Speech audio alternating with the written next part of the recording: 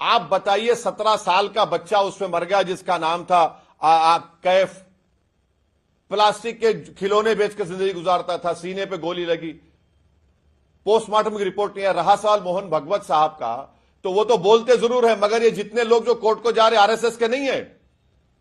Condemn करिए, चलिए। आपने एक केंद्र के मंत्री का स्टेटमेंट शुरुआत में दिखा दिया, उनका ताल्लुक आरएसएस से नहीं है, वो मोहन भगवत की इज्जत नहीं करते, मोहन भगवत उनके बॉस नहीं है।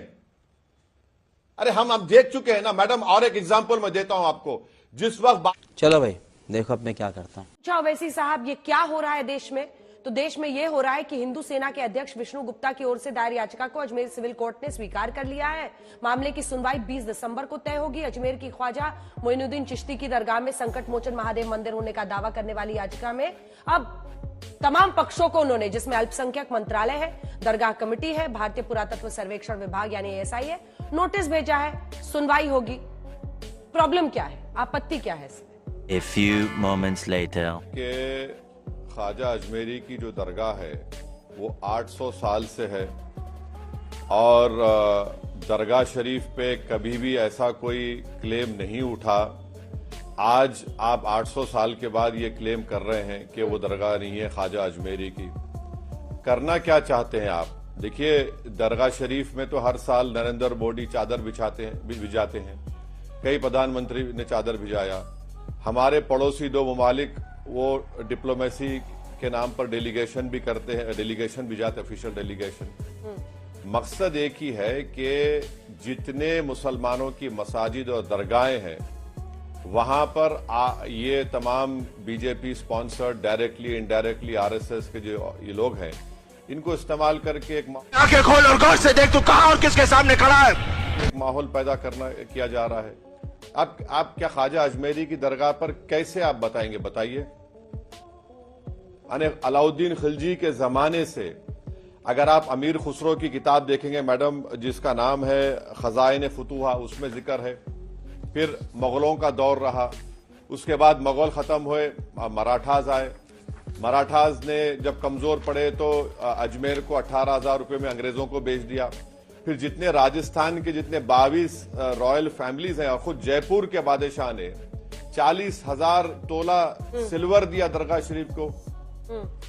आप इससे जिन लोगों का कॉन्फिडेंस कोर्ट पर है उस हटाना चाह रहे हैं। आप एक लॉ एंड ऑर्डर का मसला पैदा करना चाह रहे हैं, सोशल इंस्टेबिलिटी आप देश में पैदा करना चाह रहे हैं। और ख्वाजा अजमेरी की जो दरगाह है सुल्तान हिंद की, पूरे दुनिया से लोग आते हैं। आप प्यारी समझ गई। अब आप मैसेज क्या दे रहे हैं? आपको तो अब यूएस गवर्नमेंट के स्टेट डिपार्टमेंट की फ्रीडम ऑफ रिलीजन की रिपोर्ट की जरूरत ही नहीं है भारत के बारे में लिखने की। इतना बड़ा काम ये लोग कर दिए हैं। आपने तमाम किताब कोट किए, तो मैं भी आपको एक किताब दिखा रही हूं जिसको इस पूरे केस में सबूत के तौर पर पेश किया गया है। Ajmer historical and descriptive, Harbilas Sarda की 1911 की किताब, जिसके पन्ने ये चीख चीख कर बता रहे हैं कि वहां पर हिंदू मंदिरों के अवशेष की बात है। पन्ना नंबर 53, जिसमें 93, जिसमें यह लिखा गया है कि बुलंद दरवाजे के उत्तर के गेट में 3 मंजिला छतरी है। ये किसी हिंदू इमारत के हिस्से से बनी है। छतरी की बनावट हिंदू मूल को दिखाते हैं। पेज नंबर 94, छतरी में लाल रंग के बलुआ पत्थर वाला हिस्सा पुराने जैन मंदिर का है जिसका विध्वंस किया गया। बुलंद दरवाजा, वो दावा है उस किताब के मुताबिक कि जैन मंदिर भी था और हिंदू मंदिर भी था। बुलंद दरवाजा और अंदर की चारदीवारी के नीचे पुरानी हिंदू इमारत या मंदिर के तहखाने में कई कमरे हैं। असल में पूरी दरगाह पुराने हिंदू मंदिर के स्थल पर बनी है। इसी के साथ मंदिर में महादेव की तस्वीर है। परंपरा के मुताबिक तहखाने के अंदर मंदिर में महादेव की तस्वीर है जिस पर रोज ब्राह्मण परिवार पूजा करता था। आज भी दरगाह में घड़ियाली की वो परंपरा है। इस पर धूल डाल दी जाए। Wake up to reality. नहीं तो आप ये कह रहे हैं कि जो किताब में शारदा ने लिखा ट्रेडिशन की बुनियाद पर, कहां है प्रूफ? कहां है बताइए, कहां है प्रूफ? ट्रेडिशन सर्वे से पता चलेगा। यानी जो भी, क्यों सर्वे से पता चलेगा? क्यों सर्वे होगा? मैं जाकर कल अर्जी डाल दूंगा, प्रधानमंत्री के घर में नीचे मस्जिद थी, क्या करेंगे आप? खुदाई का ऑर्डर दे देंगे मुझे?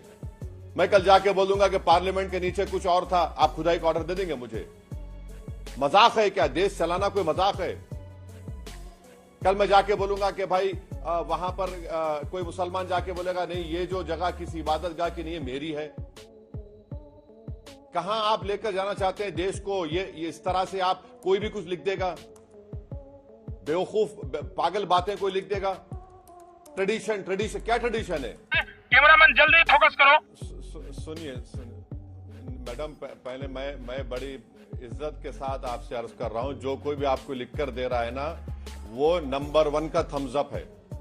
एक ओरल ऑब्जर्वेशन को आप जजमेंट का रोल दे रहे हैं। क्या है मैडम, ये कौन कह रहा है आपको? एक ओरल ऑब्जर्वेशन था ऑन द एक्ट, और यही रीडिंग ऑफ द एक्ट साहब ने सुन तो ली। बोलिए नहीं, देखिए मैडम, ओरल ऑब्जर्वेशन अलग होता है, जजमेंट अलग होता है। आप ओरल ऑब्जर्वेशन को जजमेंट कर आप दे देंगे तो फिर इसका मतलब नरेंद्र मोदी पर जो हाई कोर्ट ने, सुप्रीम कोर्ट ने कहा था कि रोम जल रहा था और नीरू बांसुरी बजा रहे थे, मैं बोलूं वो तो ओरल ऑब्जर्वेशन था। वो ओरल ऑब्जर्वेशन जजमेंट का स्टेटस नहीं दे सकते आप। रॉन्ग नंबर आप, मैं आपको बता रहा हूं कि बाबरी मस्जिद के केस में नॉन डिट्रोगेशन के प्रिंसिपल की बात हुई थी। और क्यों हुई थी? भारत जो है आर्टिकल 21 ICESCR का सिग्नेटरी है। नवतेज का केस है सुप्रीम कोर्ट का। आप खुद कह दिए हैं कि प्लेसेस ऑफ वर्शिप एक्ट में आप नहीं बदल सकते उसको। आप कैसे बदलेंगे उसको, बताइए आप। अब मैं बोलूं क्या? सर्वे किस? हाँ बोलिए। सर, मैंने ये नहीं कहा कि ये कोर्ट का फैसला था, मैंने कहा ये उनका इंटरप्रिटेशन ऑफ द एक्ट है कि चरित्र पता करने पर भी रोक है। एक बात सुनिए मैडम, जब पार्लियामेंट में कानून बन गया कि 15 अगस्त 47 को जिस किसी समुदाय का रिलीजियस प्लेस होगा वो सील हो गया, कुछ चेंज नहीं होगा। जब वो सील हो चुका है तो एसेटन की कहां बात आ रही है? आप तो पार्लियामेंट के जो कानून बनाने के तरीके से आगे जा रहे हैं और वो एक ओरल ऑब्जर्वेशन को आप जजमेंट का रूप दे रहे हैं। आज भी सुप्रीम कोर्ट में पेंडिंग है वो, और सुप्रीम कोर्ट सुनवाई करेगा उस बारे में। सर, मैं तो कह रही हूं अगर उस एक्ट किस लिए रहेगा? एक्ट में अगर ये लूपहोल है तो आप बैरिस्टर हैं, आप कुछ कीजिए ना, जाइए ना, इन लोगों की बिना पर आपके। देखिए, मेरा असल सवाल पर आते हैं। वैसी साहब को मेरे साथ दिखाइए एक बार असल सवाल सर, और एकदम दो टूक सवाल पूछ रही हूँ, सीधा सवाल। मैं बोलता मुन्नी मेरी बहन मुन्नी। पहले सुनिए सर, सवाल सुनिए please sir, please listen to my question. My question is कि जब एटा में वक्फ की जमीन है, ये परिवार की जमीन नहीं है, ये वक्फ की जमीन है, ऐसा कहकर भीड़ हमला कर देती है, तब कुछ नहीं बोलना है। लेकिन अगर हिंदू पक्ष कोर्ट में जाके कहता है कि हमें सर्वे करने दीजिए, हमें पता करने दीजिए कि ये मस्जिद थी या मंदिर था, तो ऐसे में ये गलत है, ये कैसे चलेगा सर? बिल्कुल चलेगा, क्योंकि भारत की सबसे बड़ी पंचायत लोकसभा राज्यसभा ने कानून बना दिया है। आप कानून के खिलाफ कैसे जाएंगे? अब रहा सवाल वक्फ की प्रॉपर्टीज का, तो आप सीओ को बुला लीजिए उत्तर प्रदेश के, जो भी है शिया सुन्नी के, उनसे पूछिए। मैं बैठ जाता हूं। नहीं, ये जो मोदी सरकार तो सुप्रीम कोर्ट में 91 प्लेस ऑफ वर्शिप एक्ट पर केस पड़ा, अपना जवाब ही नहीं दाखिल कर रही है। जवाब दाखिल करने के लिए बोलिए। अब आपको एक एग्जाम्पल बताता हूं, ये एक्ट का कैसे इस्तेमाल गलत करने की कोशिश की जा रही है।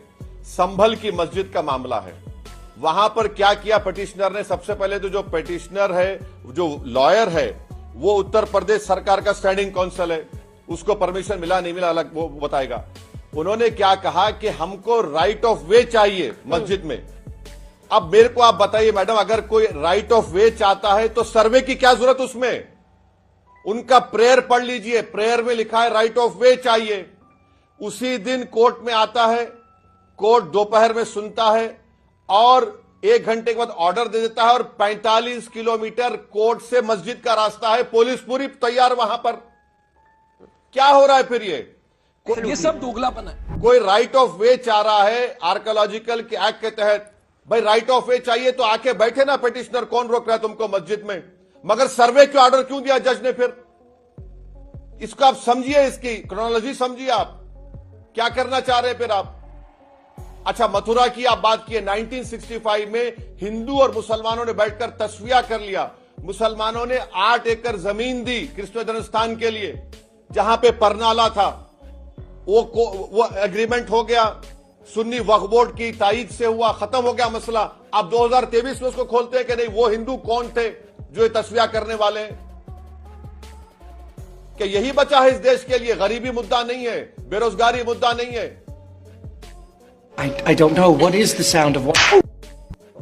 संभल में मुस्लिम समाज की आबादी 2011 के सेंसस के मुताबिक जो नंबर्स आए थे 52% है, हिंदू 47%। वहां मुस्लिम बहुसंख्यक है। आप पुलिस पर मौत का आरोप लगा रहे हैं। पुलिस कह रही है कि 9mm पिस्टल की गोली से नहीं मरे हैं मरने वाले, वो 315 बोर वाली देसी कट्टे से मरे हैं। पोस्टमार्टम रिपोर्ट ये बता रहा है। पत्थरबाजी वहां पर कौन कर रहा था ये दिख रहा है। सीसीटीवी को कौन तोड़ रहा है, नकाबपोश 2000 लोग पहुंचते हैं, तब आपको साजिश नहीं दिखती सर।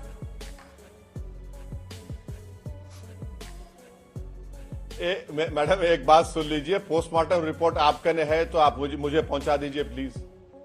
कौन सी पोस्टमार्टम रिपोर्ट आएगी इतनी जल्दी? फॉरेंसिक ऐसा कि तो पोस्टमार्टम रिपोर्ट आएगी। अच्छा, कट्टे से मार रहे हैं, एक दूसरे को मारेंगे और मार के मर गए, क्या कितना झूठ बोलेंगे आप? अरे अगर पुलिस को गोली लगती तो हम बोल सकते डिबेट के पॉइंट पे, नहीं एक दूसरे को कट्टे से मार लिए।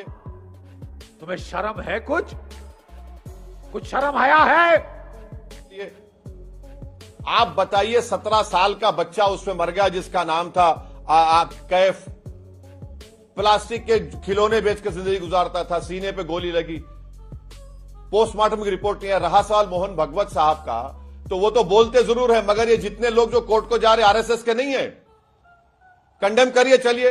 आपने एक केंद्र के मंत्री का स्टेटमेंट शुरुआत में दिखा दिया, उनका ताल्लुक आरएसएस से नहीं है। वो मोहन भगवत की इज्जत नहीं करते, मोहन भगवत उनके बॉस नहीं है। अरे हम अब देख चुके हैं ना मैडम। और एक एग्जांपल मैं देता हूं आपको।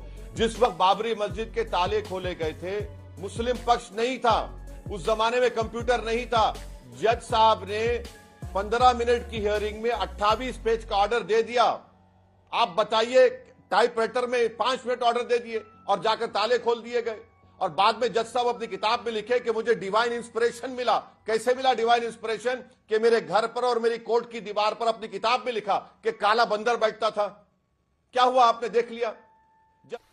जब कलेक्टर को आप पावर दे रहे हैं, आज वक्फ बिल की आप बात कर रहे हैं, आपको याद होगा बाबरी मस्जिद में जब मस्जिद को बंद करके रात के अंधेरे में चोरों की तरह वहां पर मूर्तियां रखी गई, तो एक कलेक्टर साहब थे, नायर नाम था, उन्होंने सब कर दिया काम, पूजा का स्टार्ट कर दिया, नमाज। वो बाद में वो जनसंघ के एमपी बन गए। तो ये सब चीजें हमारे सामने है। तो वैसी साहब आपको ऐसा भी नहीं है कि हम आके बैठ गए आपके सामने। वैसी साहब हिस्ट्री देखिए ना।